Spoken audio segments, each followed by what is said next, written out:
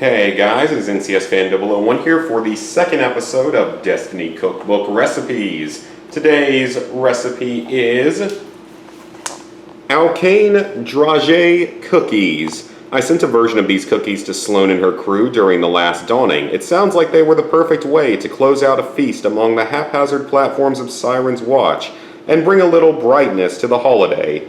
Since then, I've augmented this recipe with a bit of almond extract to add a little more flavor to the cookies. This is an easy difficulty recipe. I hope that it's not too much glare or you can actually see it properly. An easy difficulty recipe, a prep time of 45 minutes, a cook time of 20 to 25 minutes with a yield of 36 cookies. It does have dairy and tree nuts in it. It is going to contain 1 3/4 cups of flour, a cup of almond flour, a teaspoon of baking powder, a teaspoon of vanilla cinnamon salt, a cup of unsalted butter that has been softened, a 1 1/4 cups of confectioner's sugar plus some more for dusting later, an egg, a teaspoon of almond extract, a teaspoon of vanilla extract, and a cup of sliced almonds. Alright, so my assumption is that this recipe is basically some kind of sugar cookie with almond in it.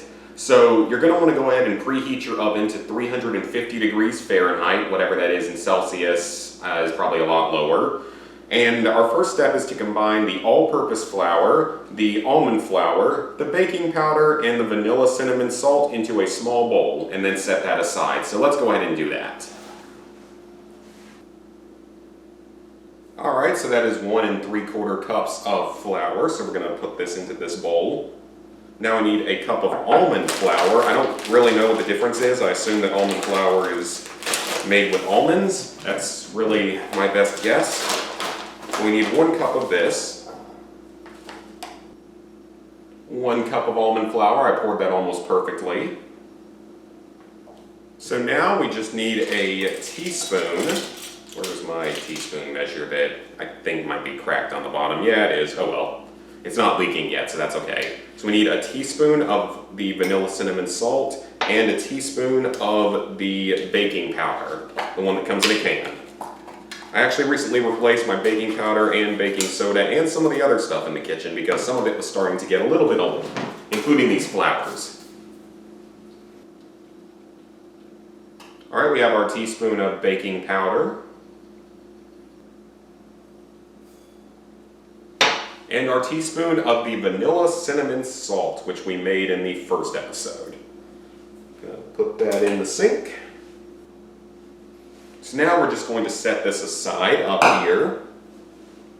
So now we need to cream the butter in a larger bowl. So I've softened the butter, I've left it out for a little while, it's much softer. You guys might remember I made a serious mistake the first time I made the chocolate chip cookies from the Fallout recipe book. I didn't really soften the butter that much. I didn't really quite realize what I had to do with that. So we have to cream the butter until it is smooth. Now, I don't have a good spatula, like a rubber spatula anymore, because both of my previous ones broke. Because they were cheap crap, apparently. So this is going to take a while, but I will be back in a minute once I have finished creaming everything. In fact, I don't know why I have a whisk out, because that's not really going to work well. Yeah, that's dumb. Alright, so now that the butter has been somewhat creamed, I think it looks actually pretty good. It's nice and soft, so I think we're in good shape. We have to mix in the 1 1/4 cup of confectioner's sugar in multiple batches. So I need to go get another spatula, because like one that's actually a rubber tip. But the last ones I had broke so easily is the main problem, so that's why I don't really want to use one, because they broke too easily. And they shouldn't be breaking so easily, that's for sure. Alright guys, that looks pretty good. It's just sugary butter. So now we have to mix in the egg, which it says, well, that's not exactly where I wanted that to go, but okay. I didn't mean to do that. Let's try that one again in a more intelligent fashion. There. That's correct. So now we have to mix in the teaspoon of each of these two extracts now.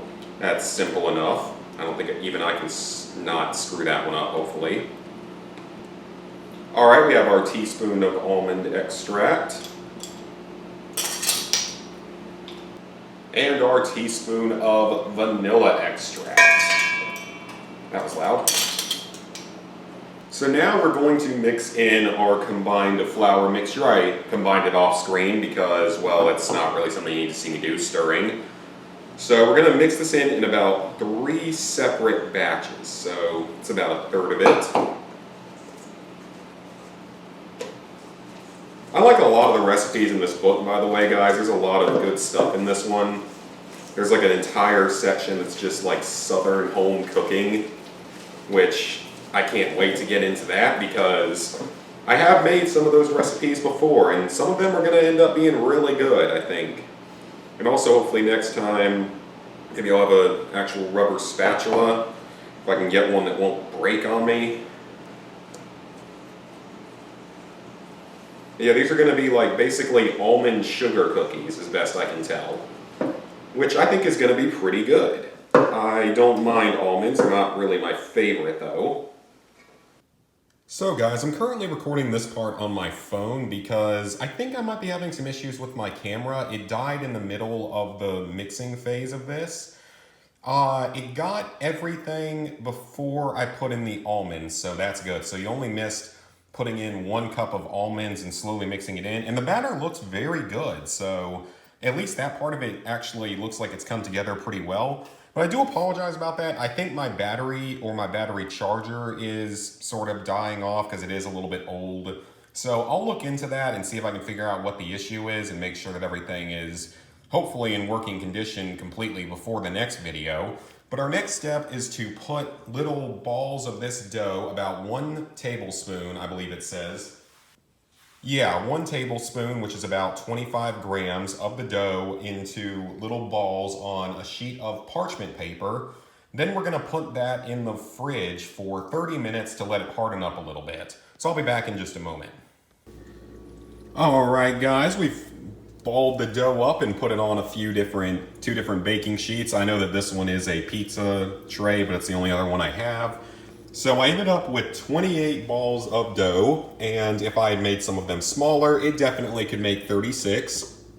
So now we're gonna put these in the refrigerator for 30 minutes, and after that, we are going to take them back out and then finally get to baking. So I will be back in half an hour.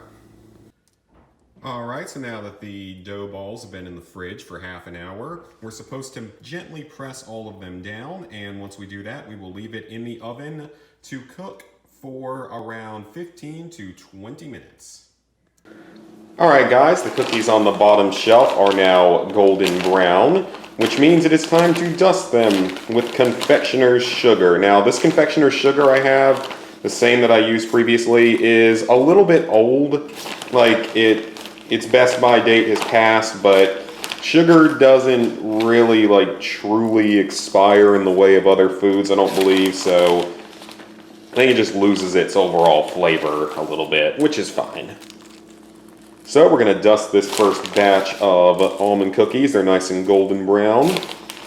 Probably not going to use this confectioner's sugar much more after this, just maybe buy some new ones. Alright, so it's now time to try the cookies while they're good and hot still. While the sugar's still kind of melting on them, I got a nice big glass of milk.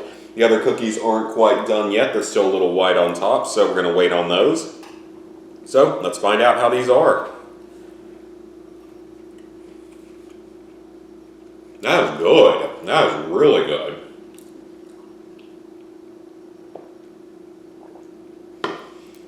It's like a sugar cookie with a little bit of almond in it, but that is good.